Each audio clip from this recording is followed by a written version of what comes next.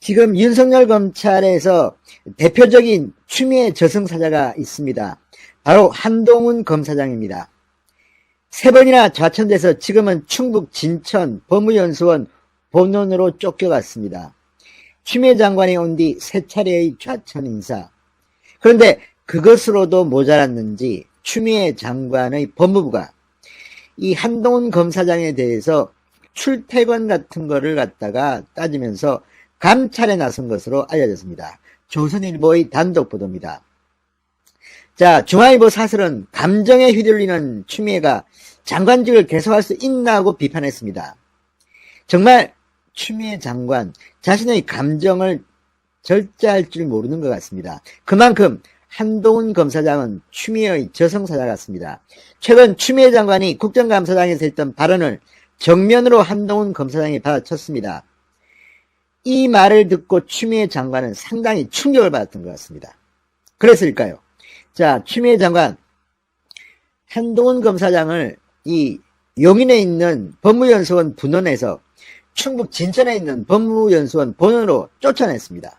그래도 성의 차지 않았는지 이번에는 출근은 제대로 하는지 퇴근은 제대로 하는지 평소에 연구는 하고 있는지 감찰에 들어갔다고 조선일보가 보도했습니다.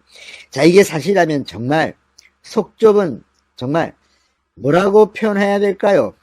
더 세게 표현하고 싶지만 참겠습니다. 추미애 장관의 밑바닥을 보는 것 같습니다.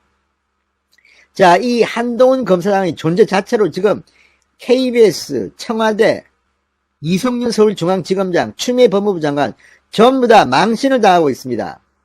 한동훈 검사장 한번 잡아보겠다고 추미애 법무부 장관은 15년 만에 검찰총장에 대한 수사권을 발동했습니다.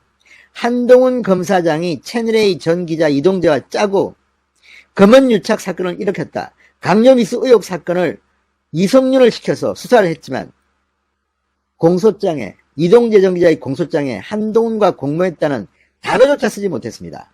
개망신을 당한 겁니다. 특정 검사 한 명 잡겠다고 이렇게 온 검찰의 힘을 쏟았던 적이 있습니까? 그래 놓고도 실패하니까 이번에는 좌천시키고 또 그것도 모자라서 출퇴근 이런 거 꼬투리 잡아서 어떻게 한번 옷 벗기겠다고 찍어내겠다고 하는 것은 아닌가 이런 비판을 받고 있습니다. 자, 박근혜 정부 때의 노태강 전 문체부 2차관 사건을 지금 떠올립니다. 자, 박근혜 정부는 이것 때문에 직권남용 등의 혐의로 상당히 곤욕을 치러야 했습니다. 문재인 정부는 뭐가 다릅니까? 추미애 법무부 장관, 한동훈 검사장, 정말 법무부가 이런 짓까지 한다는 것은 참 인간적으로 창피하다는 생각이 듭니다. 자, 법무부가 한동훈 검사장에 대해서 지금 명확한 사유가 없는데도 얻어걸리는 식의 근거 없는 감찰을 하고 있다고 조선일보와의 통화에서 검찰 주변의 이야기가 들립니다. 이게 뭐냐면요. 자, 법무부 감찰관실이 최근 법무연수원 직원 등을 상대로 한동훈 검사장의 복무점검에 나섰다는 겁니다. 복무점검이라는 것은 출근은 제대로 하나, 퇴근은 제대로 하나, 재택근무하는 것은 정말 제대로 하고 있나? 정말 아주 저급한 수준의 감찰입니다.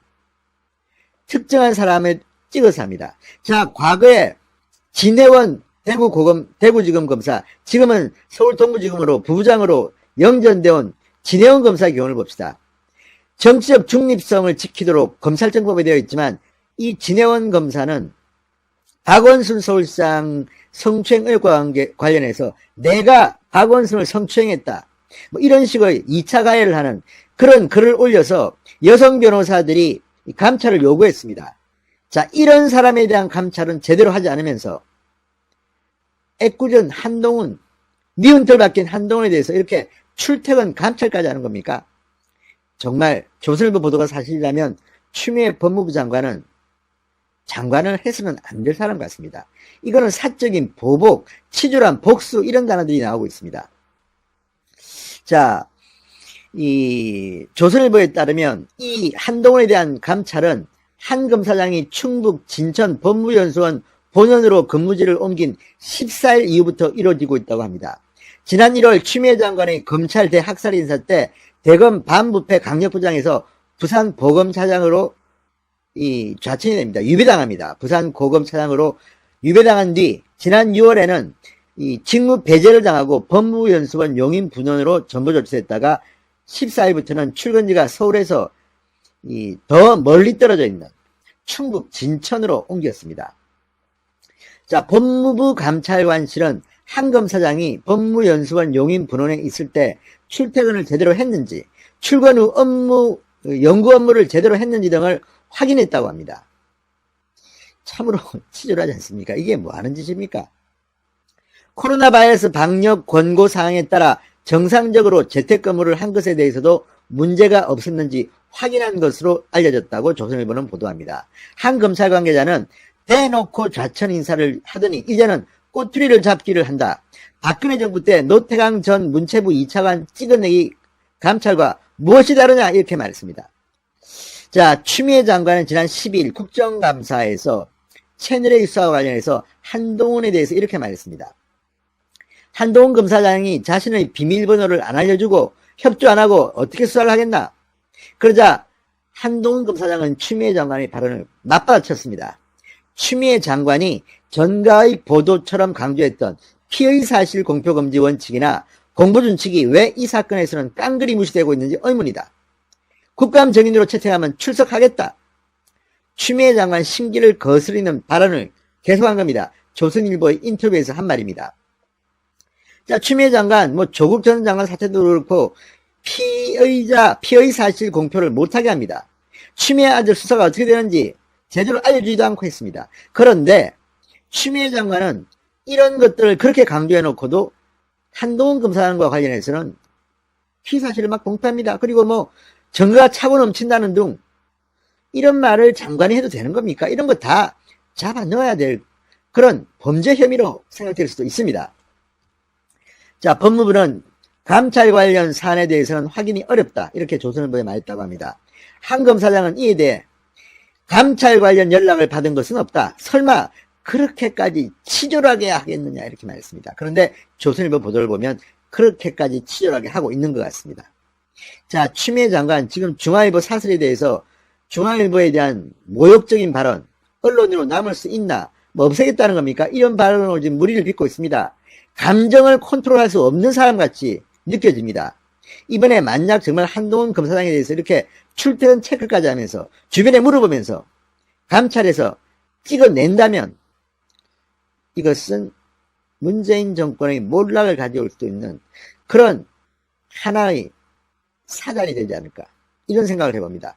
아무튼 한동훈 검사장은 추미애 장관이 이렇게 탄압하고 짓밟으면 짓밟을수록 점점 더 덩치가 커집니다. 아예 한동훈 검사 좀 바뀐 걸까요? KBS가 왜 이런 보도를 했을까 싶은 그런 충격적인 보도가 나왔습니다. KBS 뉴스9이 이 옵티머스와 관련된 20여 명의 정부, 민주당 관계자의 명단을 확보했습니다. 그리고 일부 실명을 공개했습니다. 거기에 진영 행안부 장관이 들어있었습니다.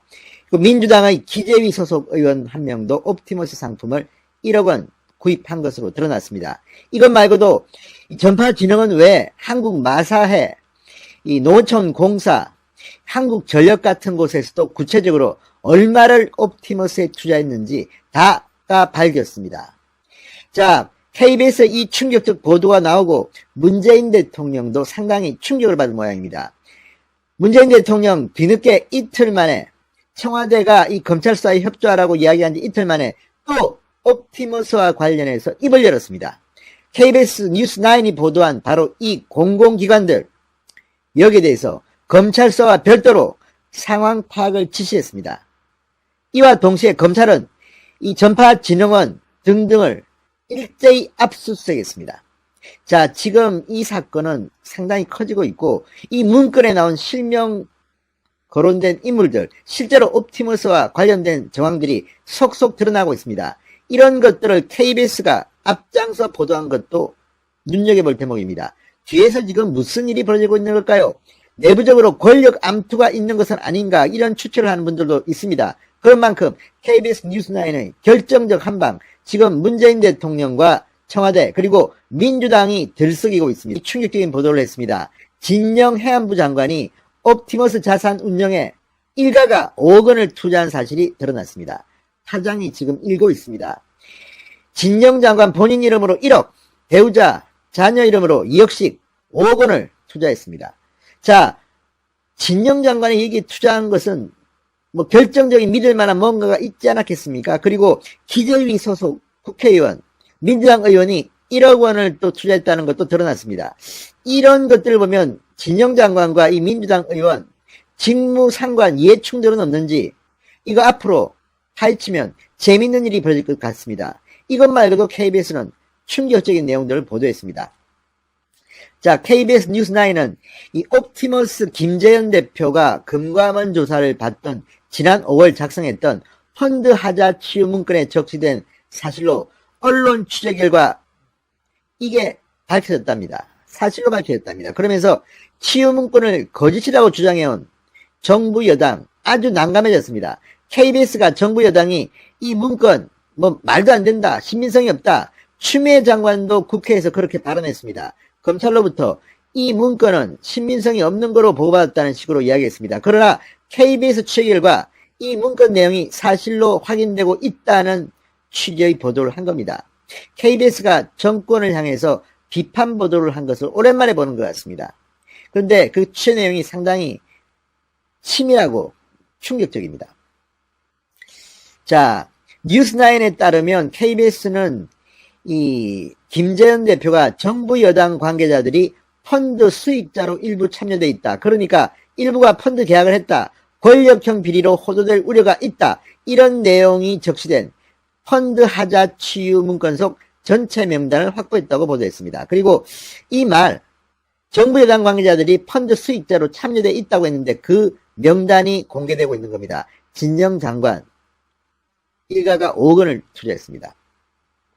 자, 이 문건에 따르면 2017년 6월부터 환매 중단 직전인 지난 5월 말까지 누가 얼마를 어느 정권사에서 가입했는지가 나와 있습니다. 자, 옵티머스 펀드의 최초 투자자는 공공기관인 전파진흥원으로 드러났습니다. 13차례에 걸쳐 1060여억 원을 투자한 것으로 드러났습니다. 당초 알려진 670억보다 훨씬 더 액수가 큽니다. 그러면 전파진흥원이 공공기관인데 어떻게 이런 큰 돈을 옵티머스에 투자했는지 파헤쳐보면 뭔가 재밌는 일들이 나올 겁니다. 정권의 뒷배가 없고서는 공공기관이 이렇게 투자하기가 힘듭니다. 그리고 이 투자를 결정한 간부는 연봉 1억 정도에다가 상여금까지 지급받고 서울로 영전했다는 그런 보도가 나왔습니다. 일시적으로 자리에서 밀려나 있었지만 다시 본부장급으로 복귀했다고 합니다. 이걸 보면 왜 이 사람을 제대로 징계하지 못하는지를 알 수가 있습니다. 뭔가 있습니다. 권력의 뒷배가 있습니다. 이 부분을 검찰은 수사해야 될 겁니다. 자, 옵티머스 이사였던 윤모 변호사의 부인인 이모 전 청와대 행정관이 비상임 이사로 재직에 했던 농어촌공사가 30억 원을 투자했고 이 외에도 한국마사에 20억 원, 한국전력 10억 원 이런 투자 사실을 KBS 뉴스9이 공개했습니다. 자, 이런 KBS 보도에 충격을 받았는지 문재인 대통령 갑자기 이틀 만에 공공기관의 옵티머스 투자를 상세히 파악하라고 지시했습니다. 자, 3년 동안 펀드 계약수는 모두 3,300여 건. KBS는 이 명단에서 김재현 대표가 언급한 20여 명의 정부 여당 관계자 이름을 일부 확인했다고 보도했습니다. 여기에 가장 충격적인 인물은 진영 장관입니다. 진영 장관의 투자 금액은 1억 원, 그의 아들이 2억 원, 그의 배우자가 2억 원, 모두 일가가 5억 원을 투자했습니다. 자, 진 장관 가족이 투자한 시점은 올해 2월입니다. NH투자증권을 통해 옵티머스 펀드에 가입한 걸로 되어 있습니다. 진 장관은 지금 이 문제에 관해서 기자들의 질문을 피하고 있습니다. 왜 피할까요? 뭔가 있을 겁니다. 자, 회계사인 김경률 경제민주주의 21 대표는 이렇게 말합니다. 이해충돌의 가능성이 농후하다. 공기업들의 매출 채권, 그 해당 공기업들이 이 장관의 직무상의 범위 이런 것들과 이제 충분히 겹칠 수가 있을 뿐더러 이분께서도 고위공직자이다 이렇게 지적했습니다.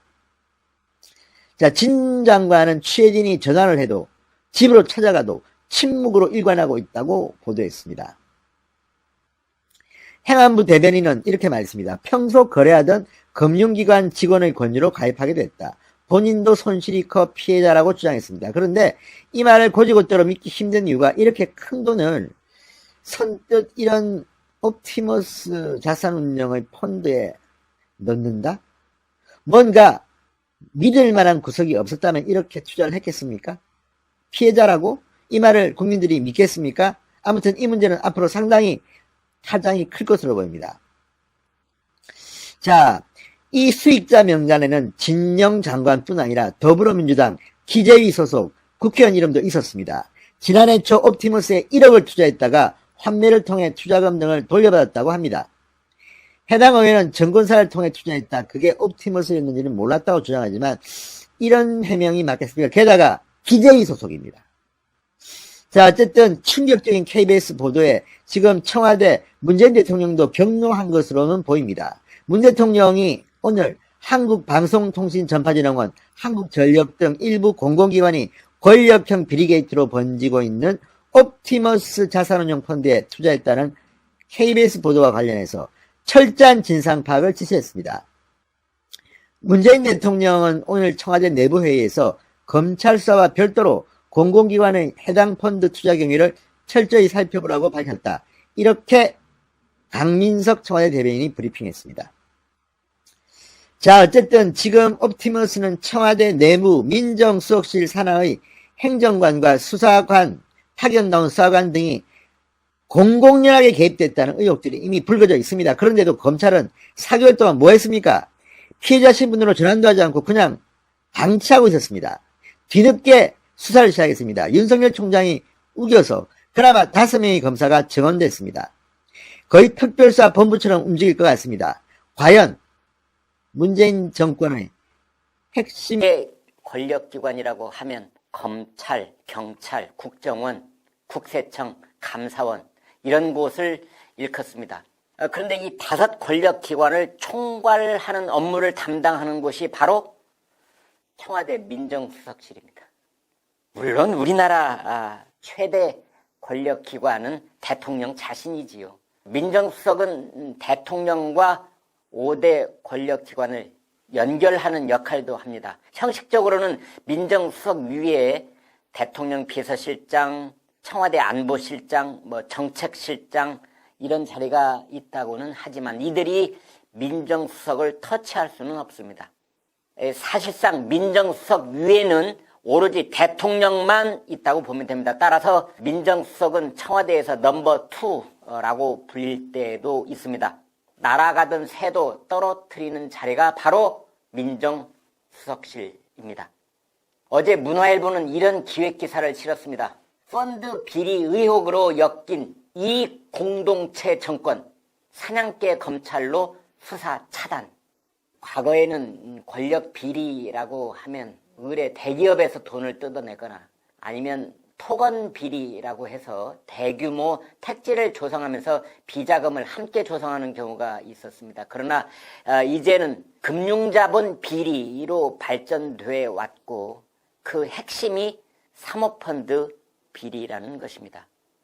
문재인 정부의 청와대에서 초대 정책실장을 지낸 장하성 주중대사는 2006년부터 펀드 운용을 시작했고요. 그의 친동생은 디스커버리라는 사모펀드를 직접 운영하다가 환매 중단 사태를 빚었습니다.